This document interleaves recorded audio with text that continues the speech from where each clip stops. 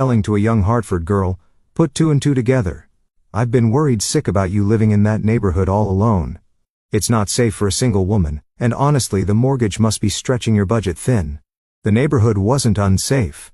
It was actually one of the nicer areas in town, but that was beside the... "So you got a spare key and decided to show my house to strangers." Amber mentioned that she and James might be interested in a rental property as an investment. "And Denise is the best realtor in the county." I thought I hung up that evening. My phone rang non-stop. First Mom, then James, then even Dad chimed in with his usual. "Let's all just calm down and talk about this reasonably" approach. I ignored them all and spent the evening researching Locksmith. But avoidance only works for so long. The next day, James showed up at my work.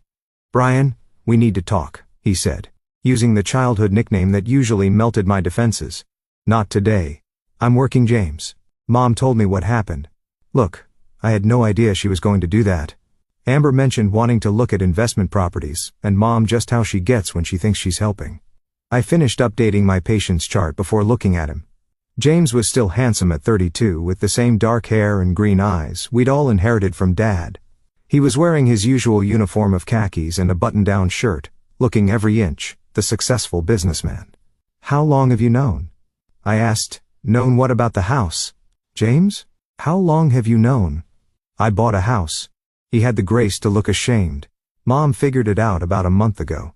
She was worried about you, said you'd been acting strange, secretive. She asked me to talk to you, but I told her to mind her own business." Clearly, she listened to that advice. "Brinley, come on. She's just trying to look out for you. That neighborhood is perfectly safe." I finished. "And even if it wasn't, it's my choice to make. I'm 28 years old, James. I don't need Mom's permission to buy a house, not...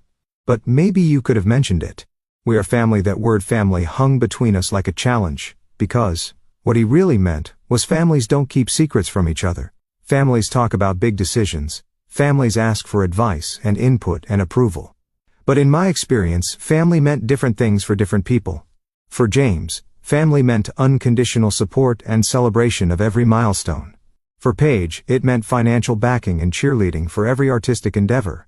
For me, it meant skepticism, lectures about practicality, and the assumption that I couldn't handle adult decisions on my own. "I'll call Mom tonight," I said finally. "But James, if you or Amber or anyone else shows up at my house uninvited again, I'm calling the police." "That's not a threat. It's a promise, James." His face flushed red. "Jesus, bring. She's our mother, not some criminal. She broke into my house.